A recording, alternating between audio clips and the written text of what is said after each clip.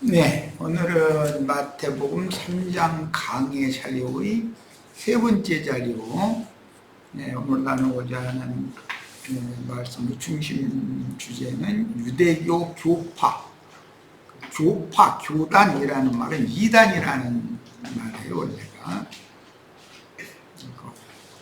말씀의 물침례라고 그러니까 이런 흐르는 물질적인 어떤 물 속에 잠기게 하는 그런 침례, 그것을 특히 이제 침례교단이 강조하는데, 사실은 요한의 물침례라는 것은 말씀을 가르치는 것이 중점이지 종교 의례를 행하는 것이 중점이 아니에요. 그런데 이런 거에 대해서 침례교단 목회자들이 좀 아무리 얘기를 해도 설득이 안 되지. 그 사람들은 사람 속에 뭔가가 종교적인 관념이 들어와서 굳어지면 그게 참 바꾸기가 어렵다는 걸 알 수가 있어요. 자, 마태복음 3장 7절로 들어갑니다. 많은 바리새인과 사두개인들이 세례 베푸는 대로 오는 것을 보고 이르되 독사의 자식들아, 누가 너희를 가르쳐 임박한 진노를 피하라 하더냐. 이렇게 말씀이 좀 살벌한 말씀이 나와 있죠. 그래서 이제 바리새인들이라는 이들은 사두개파 교인들과 함께 신약과 구약의 중간기인 암흑시대라고 그러는 말라기 선지자의 말씀이 종결된 후에 침례자 요한에게 하나님의 말씀이 빈들에서 임하기까지 그 400년 기간을 암흑기라고 그러는데, 그 신구약 시대의 중간기라고 그러죠. 그 시기에 마카비 국립운동 시기부터 대제사장 요나단 치하 시기에 일어난 경건주의자들이다. 바리새인들은 경건주의자들이죠. 그런데 경건주의자들은 에세레파라고 그래가지고 그 한 부류가 침례자 요한이었어요. 바리새라는 이름으로 공식적으로 나타난 것은 대제사장 힐카누스 때부터 종교적인 파당으로 형성이 되었다라고 합니다. 바리새인이 파라시라고 하는데, 이 용어에서 유래한 구별하다, 성별된 자들이라는 뜻으로서 율법의 구전된 조상들의 모든 전통을 엄격히 지키고 그들은 영혼 불멸을 믿었어요. 사두개인들은 이걸 믿지 않았죠. 이 세상 살다 죽은 것뿐이지 그랬죠. 부활과 내세를 믿었고 천사, 즉 영들의 존재를 믿었다. 일반인들에게 그 대신 배타성이 강한 일단의 극단적인 경건주의 종파인 에세레파와는 또 다른 경건주의자들로서 이 바리새파 중에 바울이 바리새파의 랍비였던 가말리엘의 문화생이었었죠. 그들은 종교적인 지식이 많은 유대교 이단자들의 한 분파였다. 그러나 그들의 분리주의라는 말 자체가 파라시, 분별한다, 나눈다 그런 뜻이니까 그들의 분리주의는 율법의 순수한 정신과 내면적 경건을 무시하고 형식주의적인 위선과 외면적인 율법 준수 종교의식 행위들을 중시하는 외식주의로 전락하여 예수님의 가르침과는 사사건건 부딪히는 이단 종파로서 그들이 말하는 예수님이 이단이 아니라 예수님과 그 제자들이 정죄하는 이들이 이단자들이죠. 오늘날도 이게 주객이 전도됐죠. 나보고 이단자라고 그러는데 사실은 무슨 장로교파, 침례교파, 성결교파 등등 하는 이런 교파라는 말 자체가 이단이라는 뜻이니까, 그런 파라는 건 우리는 너희와는 다르다라고 분리한다라는 의미이기 때문에 이런 기본 개념을 잘 이해를 해야 되겠어요. 현대 교계의 여러 교파, 교단과 같은 이단 종파였고 바울도 바리새파 이단 출신이었습니다. 이단이라는 이 하이레시스 이 용어는 이게 여러분들과 우리는 분별되어져 우리는 거룩하고 여러분은 속되다 그런 개념 이런 것이 강하면 그런 사람들을 이단이라고 한다 이거예요. 성경의 용어에서는. 그런데 장로교파, 장로교단 그러면 자기네들은 뭐 정단이고 예수님이나 제자들은 이단이다 이렇게 하는 것은 오늘날까지 그때 예수님 당시의 그런 이단 종파의 관념이 오늘날까지도 대대로 그대로 이어진다는 것을 알 수가 있는 것이죠. 예수님은 무슨 교단이나 교파를 세운 일이 없죠. 그래서 이제 그런 생각이 강한 사람들에게 우리는 초교파다. 이제 그들이 사용하는 용어로 우리는 초교파다, 무슨 교파 이런 건 우리는 관심이 없다 이렇게 말하면 딱 색안경 쓰고 보죠.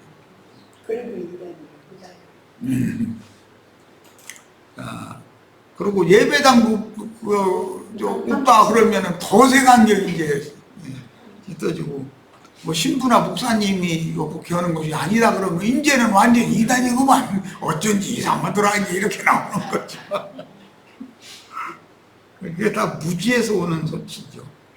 그들은 본래 율법의 수호자로 자처할 만큼 문자대로의 행위적인 율법 준수에 철저했고 이스라엘의 종교적인 회복을 고대하며 장차 도래할 메시아 왕국에 대한 소망으로 가득 차 있었는데 종교인들 중에 아주 자신들이 신앙이 제일 좋다고 아주 자부하는 그런 교파가 바리새파와 사두개파 그리고 이제 헤롯의 그 정치적인 관념에 동조하는 자들을 헤롯 땅이라고 그러죠.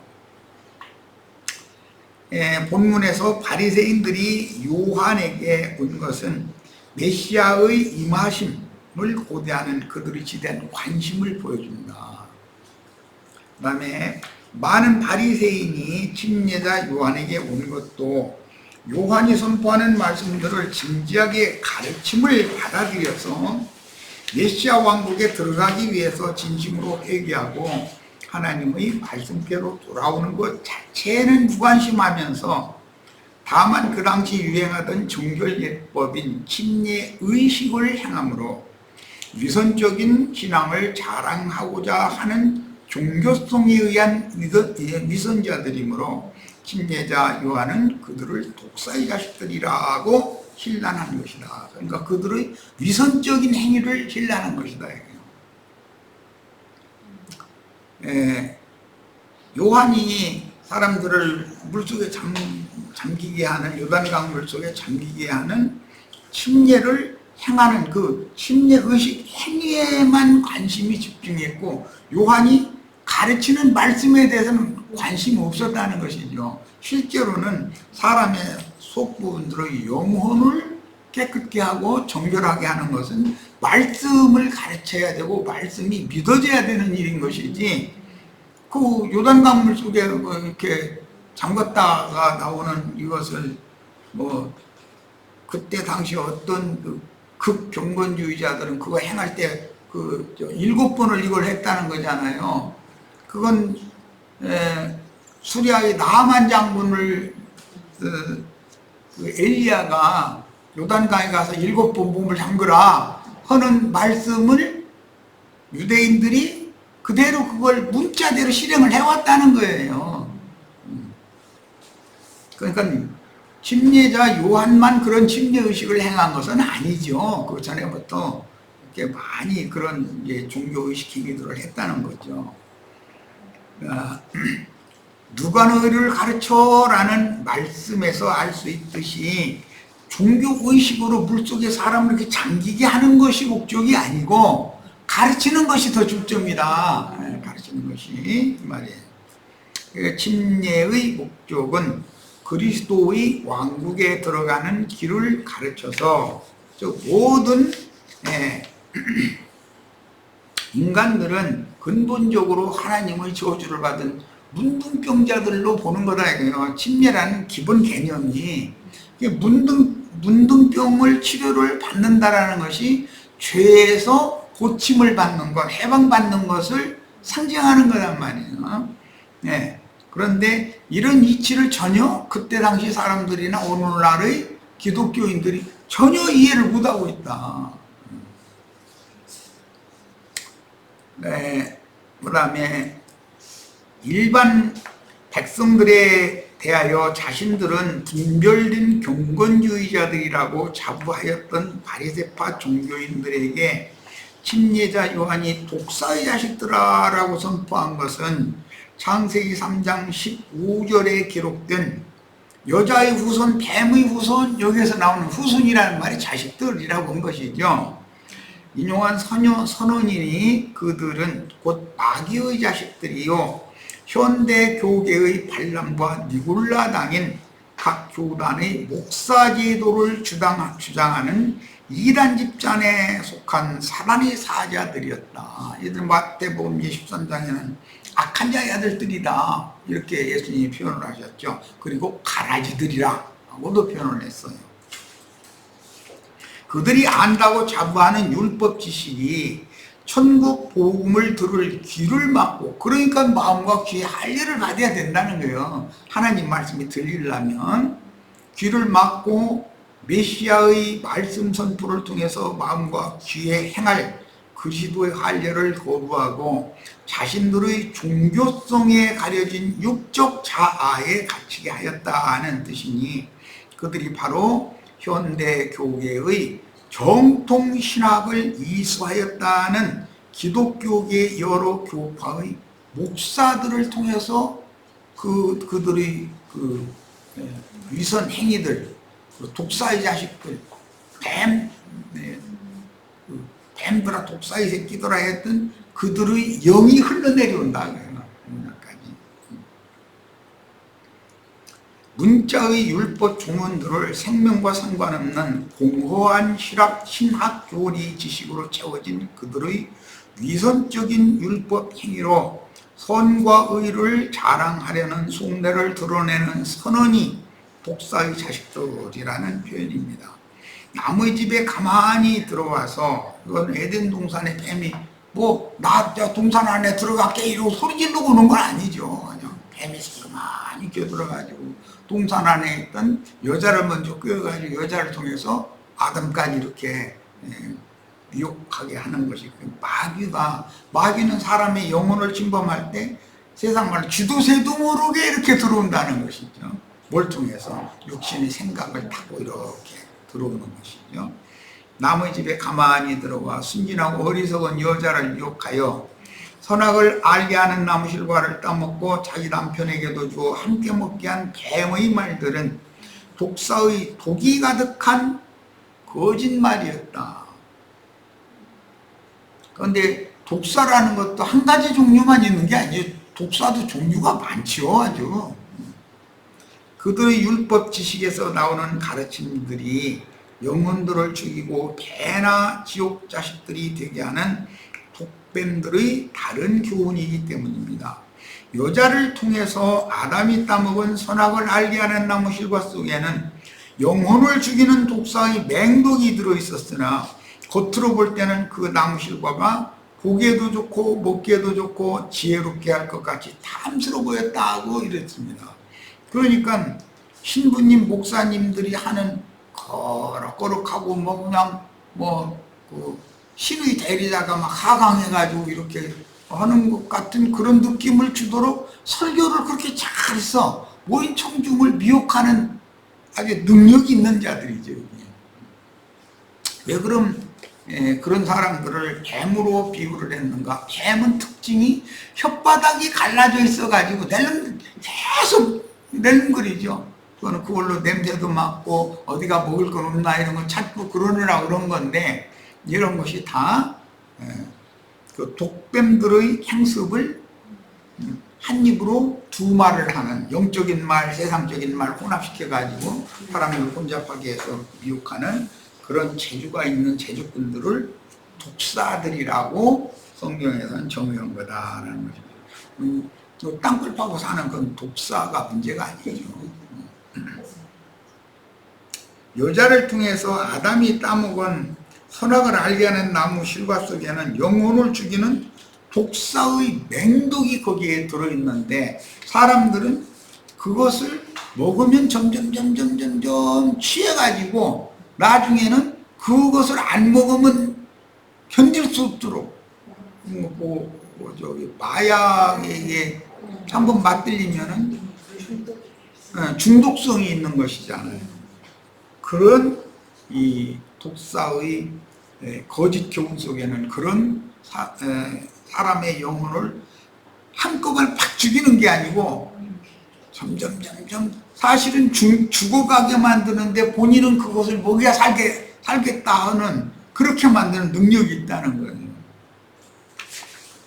자, 뱀의 간교한 위선이 바리새파와 사두개파 헤롯 땅의 위선으로 나타났으니 오늘날 세상 교계의 지도자들에게서 정통을 자랑하는 이단 유파들의 위선적인 언행이 드러나는데 그들의 설교와 종교 행위 속에 감추어진 악독과 불의는 도리어 세상의 선행과 오름으로 포장이 되어 기독교계는 다 이게 위선이죠. 참 옳고 선한 이런 것으로 포장이 되어져 가지고 수많은 기독교인들이 거기에 중독된다 이거예요.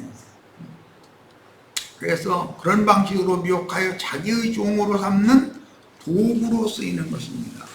자기의 종으로 삼는 목적은 어떻게 하면 돈을 많이 내게 만들까 그거죠.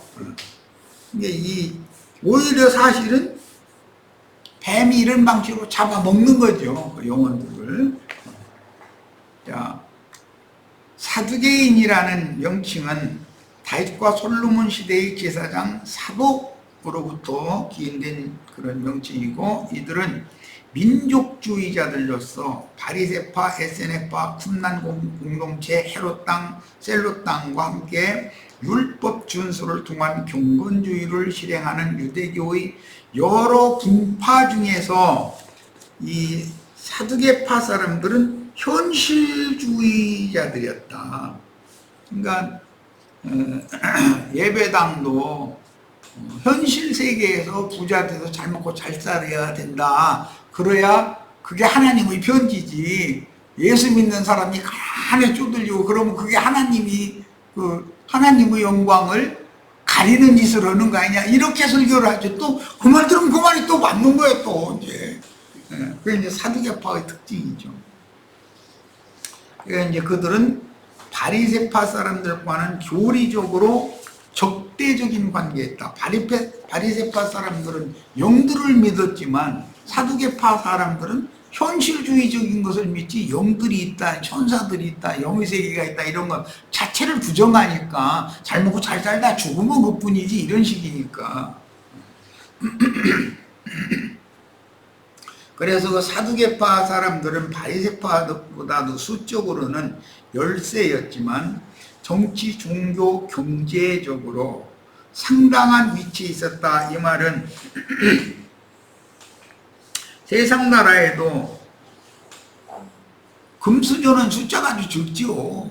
그렇지만 그들은 현실주의자들이잖아요. 이게 세상을 사는 그런 이 세상에 관해서는 눈이 많이 열린 사람들이라 뭘 보면 저걸 어떻게 이용하면 돈을 벌겠다 이것은 아주 여기 그냥 휙휙 돌아가는 사람들이죠. 우리 같은 사람들은 그런 걸 봐도 그런 생각이 떠오르질 않기 때문에 아이디어가 없으니까 뭘 이용해서 돈을 벌고 이런 것에 대한 재능이 없죠.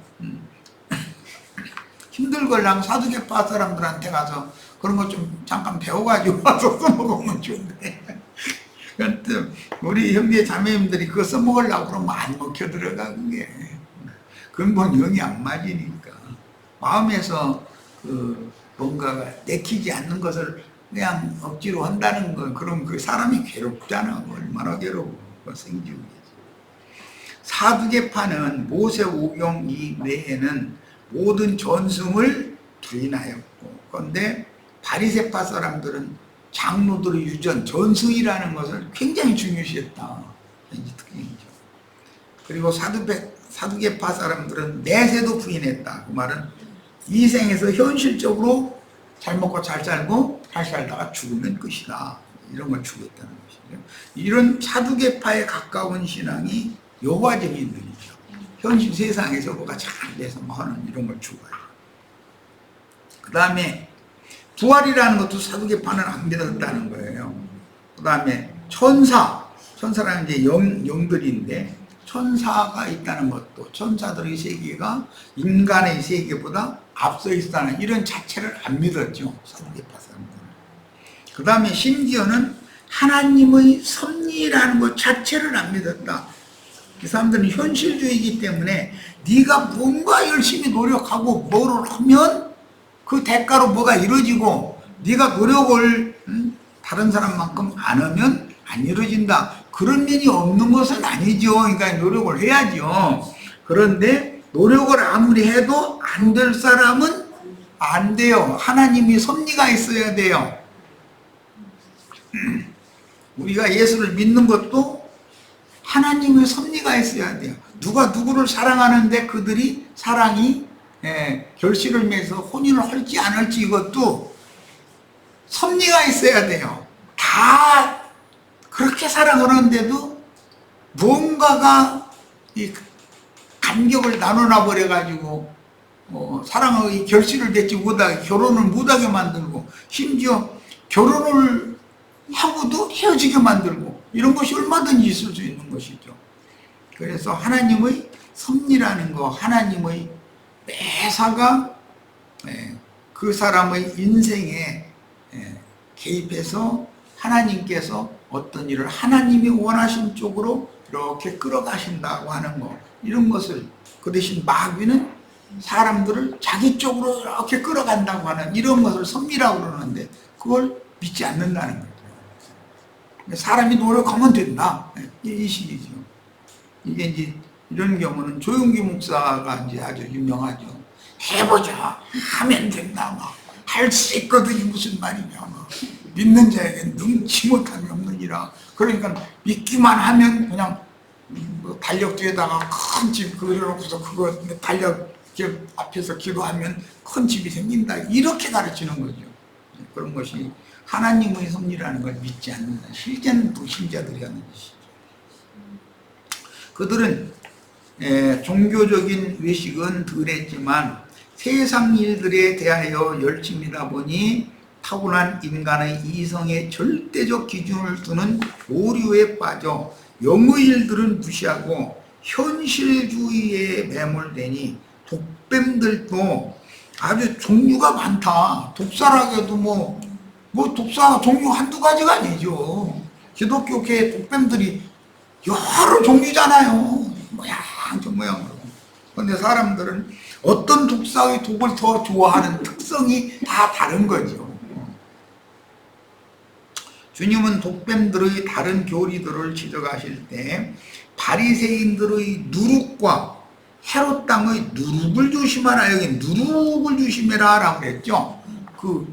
그들이 내뱉는 말 속에는 독뱀의 독이 들어있으니 중독되지 않도록 조심해라, 이렇게 쉽게 설명하는 게 아니라 바리새인의 누룩을 조심해라, 헤롯의 누룩을 조심해라, 이렇게 말하니까 헷갈리지. 제자들마저도 그 번성이 불러가지고 우리가 떡 안 가지고 다니니까는, 아니 누룩이라는 건 떡을 넣어가지고 부드럽게 볶여서 만든 것이니까 떡 속에나 누룩이 있는데 우리가 떡 안 가지고 왔다고 예수님 배고프신가? 이렇게 생각해 버리는 거죠. 얼마나 그때 당시 예수님이 답답하셨겠습니까? 자, 그들은 유대교의 한 종파로서 나름대로 이론과 종교적인 열성이 있었고, 그들 나름의 이론들은 모두 부분적인 문자 성경에 근거하는 것이었습니다. 그러니까 그들이 하는 말도 전부 성경에 있는 것이다 이거예요. 성경에 나와 있는 거예요. 그러니까 사람들 헷갈리는 거예요. 이제 성경 부자에 가면서 그 말 가지고 이렇게 현실주의에 이렇게 대입을 하니까. 세례 베푸는 대로 오는 것을 보고 이르되 바리새인과 사두개인들이 요한이 세례 베푸는 대로 이제 오는 것을 봤다는 거예요. 요한의 사역 현장에 나온 바리새인들과 사두개인들을 한 부류로 묶어서 기록한 것은 마태복음에만 5회가 나오는데 16장 1절, 6절, 11절, 12절 이렇게 나오는데 이렇게 묶어서 말하는 것은 그나 한 타령이다. 그렇게 보는 거죠. 마태가 볼 때도 그렇게 보이는 거죠. 그들 세부적으로 들어가면 바리새파의 교리와 사두개파의 교리가 다르지만 바리새파나 사두개파나 그게 그거 그냥 유대 종교의 한 교파일 뿐이다 이제 이런 말이죠. 교리적으로는 서로 적대적인 관계였던 양대 종파에 속한 사람들이 자신들의 종파가 주장하는 이론들과 굳어진 상태로 침례교파와 장로교파는 이 침례 문제로 아주 극과 극이잖아요. 장로교파는 유아세례 깐나니기 낳자마자 엄마가 안고 아버지가 사도신경 그 옆에서 외우고 그러면 신부가 이게 물 5번 쥐고 뭐 하고 뭐 기름 여기 이마에다 발라주고 그러면 이제 구원받았다고. 장로교파는 그런데 침례교파는 그건 말도 같잖아. 거기다 잃어버리니까 사실 교리적으로는 많이 부딪히는 거거든. 그런데도 기독교라고는 종교 조직 단체로 연합할 때는 똘똘 뭉쳐버린단 말이지.